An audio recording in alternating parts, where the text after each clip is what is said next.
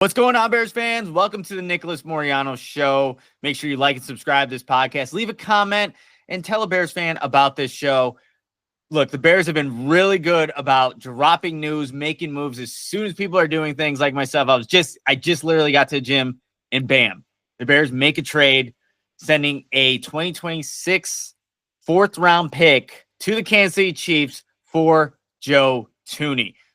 This was a huge move for the Bears, and we've seen in less than 24 hours what the Bears are doing to revamp this offensive line. And it creates also some questions about what this line is going to look like. But I think if you're looking at the Bears situation right now, as opposed to, 24 hours ago, they're in a much better place. But here are the accolades for Joe Thuney for some people that may be familiar with the All-Pro, four-time Super Bowl champion, played under Bill Belichick and Andy Reid. Played with Tom Brady and Patrick Mahomes. But in 2024, his most recent season, first team All-Pro, Pro Bowler, one penalty on 1,115 snaps, 0 sacks allowed, played 896 snaps at left guard, where he has played for a majority, primarily for his entire career, and 389 snaps at left tackle. And he had to play left tackle later on in the season. Chiefs needed somebody. They had some injuries, but needed just a guy that, was experienced and had really not played left tackle for a majority of his career up until last season. It speaks to, I think, just Joe Thuney, what he's capable of doing, and, just the willingness he is to be like a team player for for the Chiefs at the time. So he did play left tackles weeks 15, 16, 17, divisional round, conference championship, and the Super Bowl. And people will remember this recent Super Bowl against Philadelphia Eagles. The Chiefs tackles, the Chiefs offensive line did not come to play and have their best effort. But again, that was because guys are playing out of position. And if you had Joe Thuney at left guard and you're starting left tackle, I wonder how things would have played out for the Kansas City Chiefs. But I mentioned prior to that last season, Thuney only played 81 snaps at left tackle in his entire career. And 89 of those snaps came in 2024. 10,734 snaps came at left guard. So if you're remembering the Joe Thuney who played just at left tackle in the Super Bowl, that is not the way to remember a guy like this. You are looking at a guy that is one of the best at the left guard position and has proven it over time. Does not miss any type of doesn't miss games. Like that's also a thing for Joe Thuney. In his career, he has played 16 or more games 8 times in his career. I believe it was the 2022 season. He played 15. Availability is the best ability. Joe Thuney has that. In terms of the contract, and this is straight from Albert Breer, who tweeted out earlier today, the Bears take on Thuney's contract as is. He has a 1 year and $16 million left, $15.5 million base and $500,000 workout bonus. That $16 million clears off the Chiefs cap, which gives KC much needed wiggle room. It would make sense, I think, for the Bears to work out some type of an extension with Thuney. You just don't want this 1 year deal with him. Again, you did trade a 2026 fourth round draft pick. You did trade for, Jonah Jackson, a 2025 sixth round draft pick. So you just, or 2025 sixth round. Hopefully that all made sense there. For Thuney, it's a 2026 fourth rounder. For Jonah Jackson, which the Bears made the trade yesterday, that is a 2025 sixth rounder. Hopefully I established that. But yeah, I think this move, why this move is, I think, not only was it, not that it was a no-brainer. I don't think a lot of people had the Bears making a trade for Joe Thuney, or the Chiefs even trading a guy like Joe Thuney. But think about what it does for whoever your left tackle is in the 2025 season. If that's Braxton Jones, if that's a rookie, whatever it may be, that's going to increase the level of play. Of course, left tackle and whoever ends up actually playing center, because now you get to see what a guy like Braxton Jones could do when you have a guard like Joe Thuney in the room. And I mentioned who he played for, how much experience he's had. There's a lot of stuff right now on his leadership. Now the Bears have a true leader in the offensive line room. You couldn't say that really before Joe Thuney got here. It was interesting. I remember at one point during the 2024 season, I think Tevin Jenkins was asked who's the leader in the O-line room. And at the time, I believe he mentioned Ryan Bates, who at that point was not even starting or was in contention to start. So it was interesting that you didn't have a guy, who was quote unquote looked at as a leader, and he's not even one of the starting five at that point. So there is no discrepancy here. Joe Thuney is going to be your left guard, and I don't see it any other way, to be completely honest, you guys. And I know I'm kind of getting sidetracked because I'm talking about Braxton Jones, what it does for him, but Joe Thuney, in no world do I see the Bears trading for him and playing him out of position. Let's be honest here. If anybody deserves to play at the position that they've made a name for, almost, like Hall of Fame career kind of path that Joe Thuney's going on, it's him. So even though Jonah Jackson also has most of his snaps played at left guard, I think there's a move that needs to be happening for Jonah Jackson if he is viewed as one of the starting five. And I would think that he is. You don't trade the capital and still have the contract that he has and don't have him on the starting five. I don't believe so. So Joe Thuney being your left guard is what I think ends up happening here. Let's go back. What does this do for Braxton Jones if he is your left tackle, or if the Bears decide, because now they have some flexibility now in the draft with that 10th pick if they choose to stay there. If it's Braxton Jones, this is a guy playing next to Joe Thuney who I think is going to allow maybe Braxton to play, a little bit more comfortable at his spot. And that's no slide to Tevin Jenkins or whoever is filling in at the time, because we know Jenkins has gone through his injuries, but I think that makes him better. That's going to make whoever playing center better, because you have somebody with just that much experience, knows what it's like to be on a cohesive line, whether it was in New England or Kansas City, that can allow that unit to play to the best of its capabilities. So it just makes so much sense there. And then what I was just mentioning, options in the draft. Now, for the Bears, it's like, could you realistically draft the best defensive lineman there? You definitely could.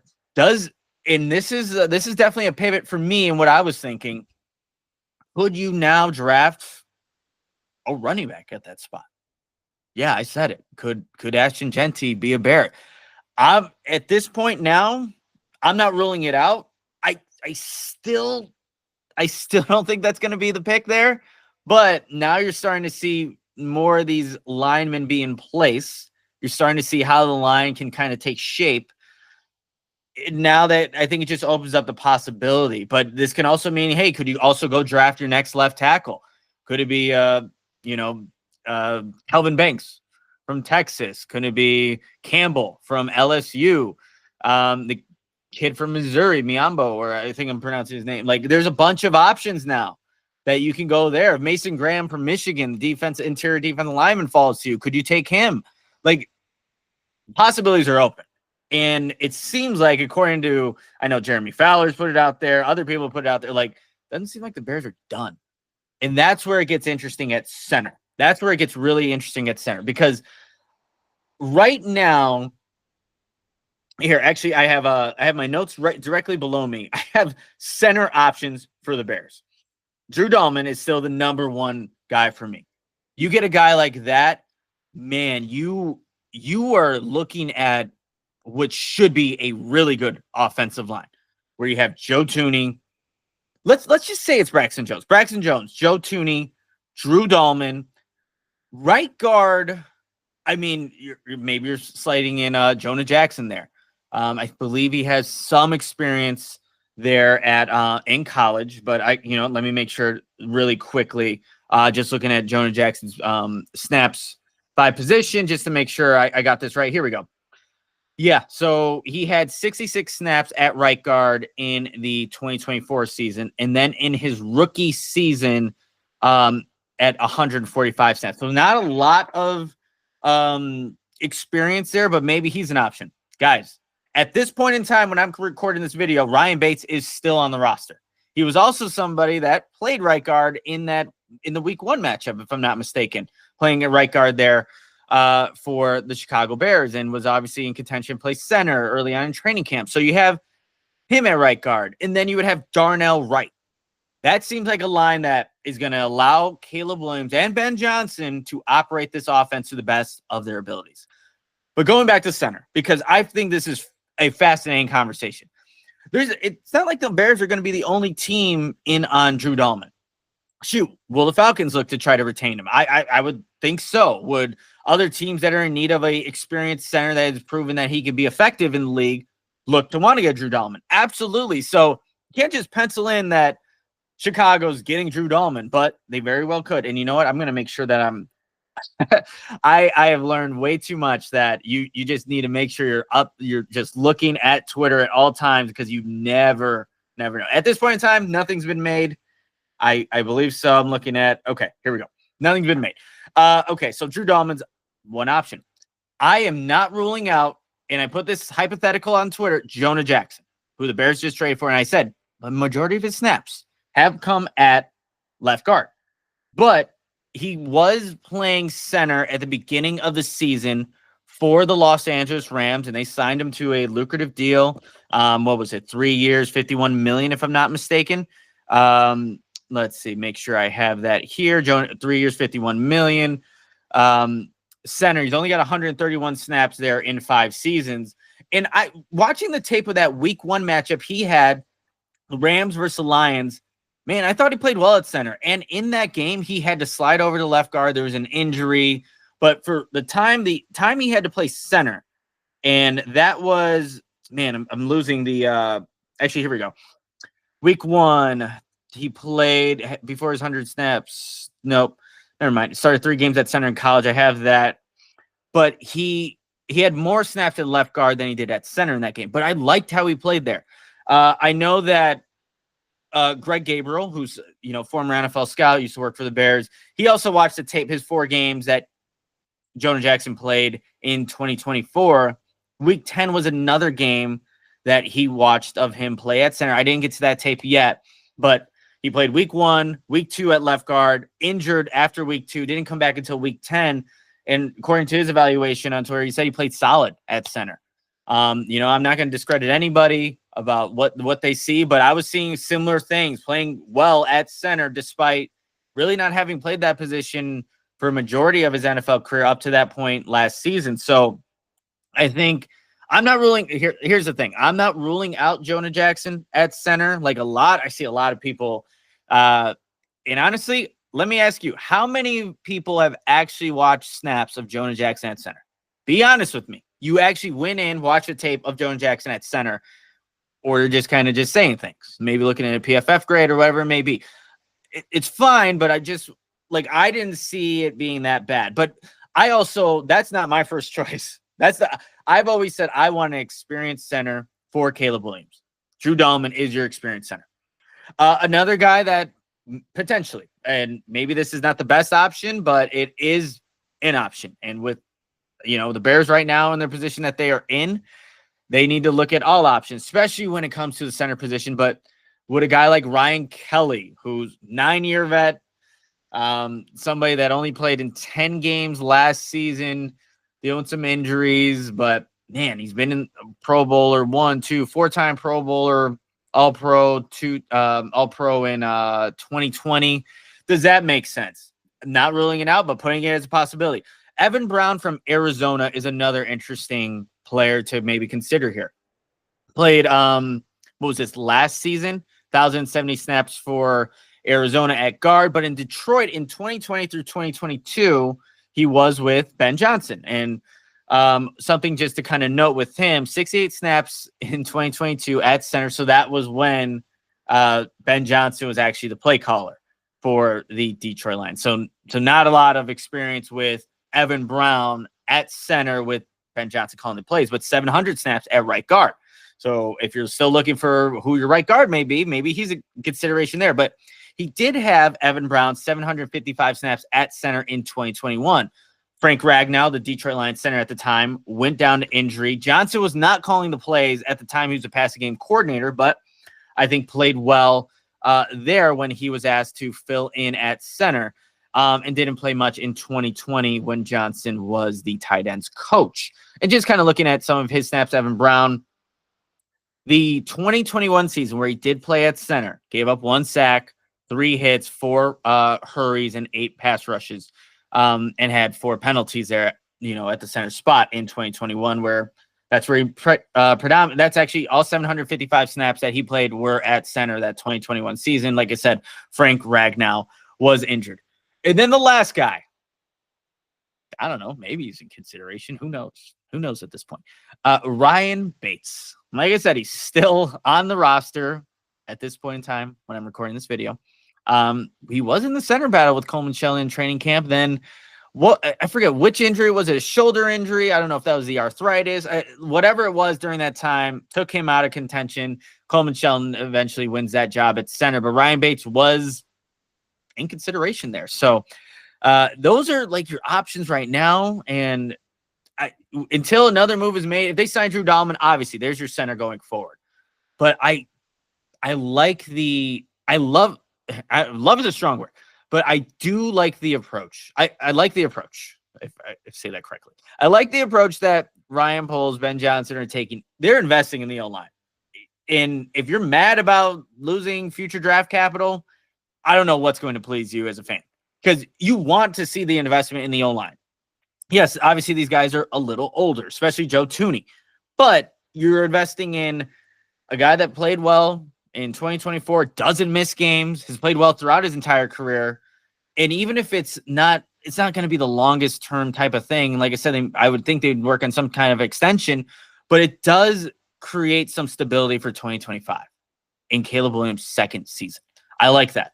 Jonah Jackson is also a player that last year did not work out for him. Signed the big deal, injuries, playing different spots, did not work out. Rams decided to move on. And you got to wonder, why were they so willing to do that? Completely understand it. Maybe for the Chiefs too. Why are you willing to part ways with a guy like that? Maybe those are questions. Those are valid questions. But I like the investment. You saw the Bears' problem. Offensive line. Caleb Williams, also played a part into the 68 sacks last season. But if he has better protection up front, what does that look like for him in his rookie year?